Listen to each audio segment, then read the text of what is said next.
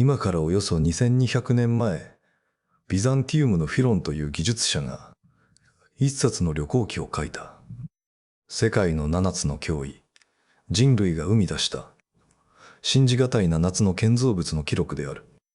原書は遠の昔に失われた。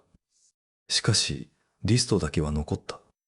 7つのうち今も立っているのはギザの大ピラミッドただ一つ。残りの6つは地震に砕かれ、火に飲まれ、略奪され、あるいはただ静かに消えていった。これは消えた6つの奇跡の物語である。七不思議の中で最も美しく、最も疑わしい存在、それがバビロンの空中庭園である。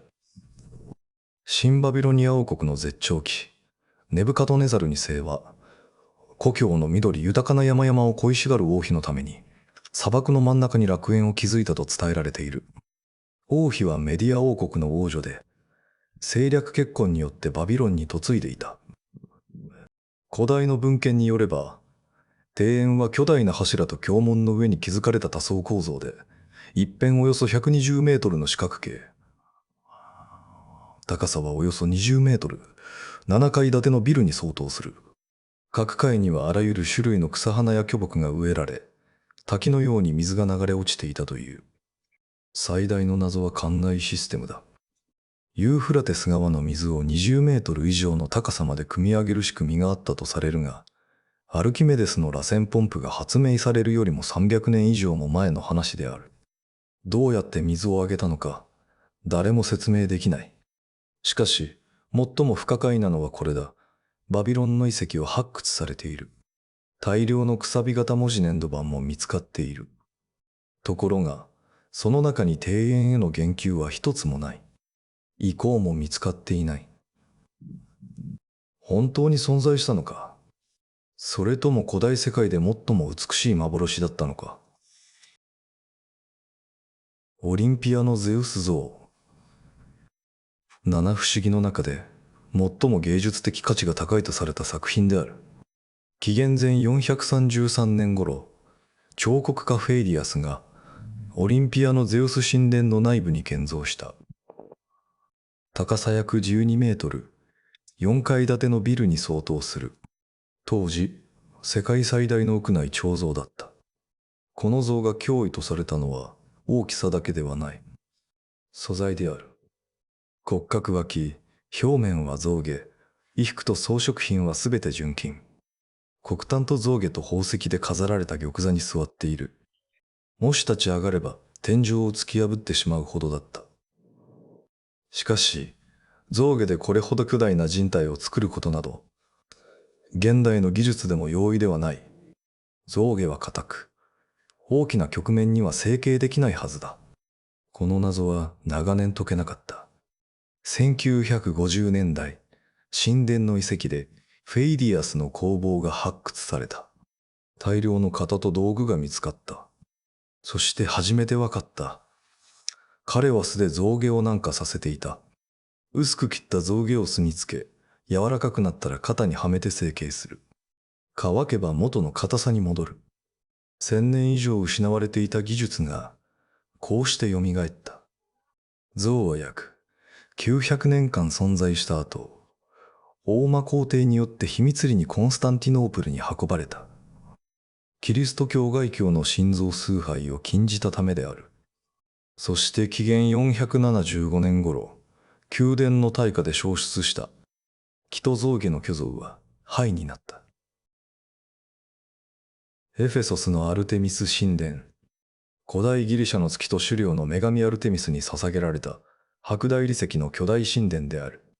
全長137メートル、幅69メートル、高さ18メートル。127本の大理石の列柱が林のように並び、柱の根元にはすべて等身大の浮き彫りが刻まれていた。建造資金を出したのは、リュリア王国の国王クロイソス、古代世界一の大富豪である。彼の国にはパクトロス川という川が流れており、その川底は砂金で覆われていた。世界で最初に金貨と銀貨を鋳造した国と言われている。英語には今でもクロイソスより金持ちという慣用句が残っている。神殿の建設にはおよそ50年を要した。完成から100年ほど経った頃、一人の男が現れた。名をヘロストラトスという。彼は永遠に名を残したいという理由だけで、神殿に火を放った。純粋な狂気だった。地元の人々は自費で神殿を再建した。以前より壮大に。しかし、紀元262年、侵入したゴート族によって略奪され、破壊された。現在、跡地には散乱した石材と構成に積み直された一本の柱だけが残っている。ハリカルナッソスのマウソロス霊廟、この建物の名前がそのまま一つの単語になった。マウソロスはペルシャ帝国が任命した小アジアの大主だったが、事実上は独立した王のような存在だった。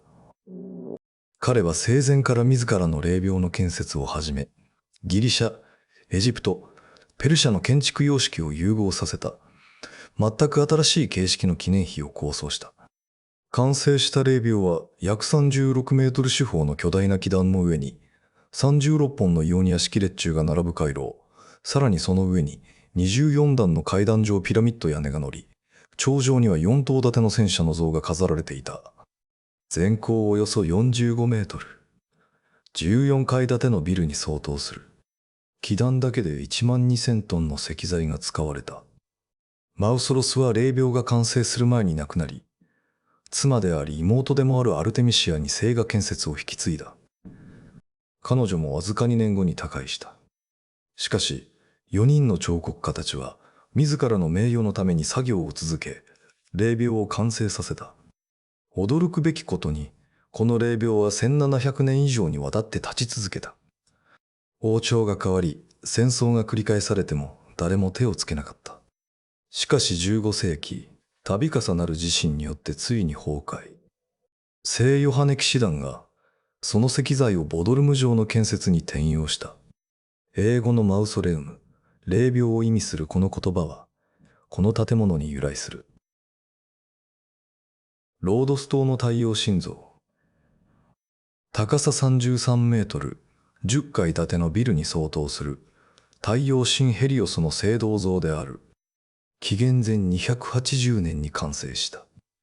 敵軍の攻撃を退けた勝利を記念し、ロードス島の住民が敵の武器を溶かして鋳造したものだ。ロードス島はもともと古代世界で最も鋳造技術が発達した場所であり、聖堂像の制作は彼らの本業だった。最大の技術的謎は、この像がどうやって立っていたかである。座像なら安定するが、これは2本の足で直立していた。33メートルの聖堂の巨像が2本足で立つ。現代の工学でも容易ではない。結局、それは時の試練に耐えられなかった。完成からわずか54年後、紀元前226年の大地震で膝の部分から折れて倒壊した。だが、その残骸が観光名所になった。800年間、巨大な聖堂の破片が港に散乱したまま放置された。旅行者たちは人間より大きい指の一本一本に驚嘆したという。800年後この地を征服したアラブ人が貴重な金属資源として全て運び去った。伝承によれば900頭のラクダに積み込まれたという。こうして太陽神像は一片の痕跡も残さず消えた。現在、この像に影響を受けて建てられた最も有名な建築物が、アメリカの自由の女神像である。最後の奇跡にして、最も謎めいた存在、アレクサンドリアの大灯台。古代世界初の超高層建築である。高さおよそ130メートル、大ピラミッドよりわずかに低いだけだ。40階建てのビルに相当する。紀元前に40階建てである。3層構造だった。下部は正方形、中部は八角形、上部は円筒形。最上部に火が灯され、磨き上げた聖堂の鏡で反射された光は 80km 先からも見えたという。もしこの灯台を東京の中心に置いたとすれば、千葉県、神奈川県、埼玉県の全域から見える計算になる。しかし、最大の謎はこれだ、光源である。電気のない時代、何かを燃やして火を起こし、鏡で反射していたとされる。だが、エジプトの砂漠には木がない。石油もない。1500年間、何を燃やし続けたのか。燃料をどうやって130メートルの高さまで運んだのか。文献には、灯台内部に螺旋状の傾斜路があり、ロバが燃料を運び上げていたと記されている。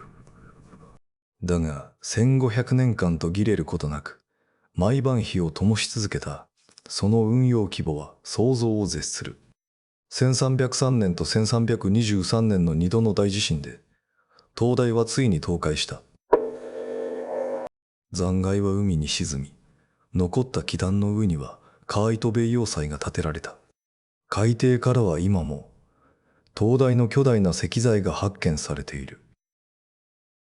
7つの奇跡のうち6つは、紀元前600年から250年の間に集中して建造された。互いにわずか数百年の差しかない。しかし、大ピラミッドだけは違う。他の6つよりも2000年も前に建てられている。そして唯一現存するのもまた大ピラミッドである。最も古いものが最も長く残った。そしてもう一つ不可解なことがある。これらの建造者たちはコンピューターもシミュレーションも持たなかった。にもかかわらず前例のない巨大建造物を一度で完成させている。何千年も崩れないものを。現代の建築家ですら1000年持つと断言できる建物はほとんどない。彼らにあれほどの確信と勇気を与えたものは一体何だったのか。それは今も解けない謎のままである。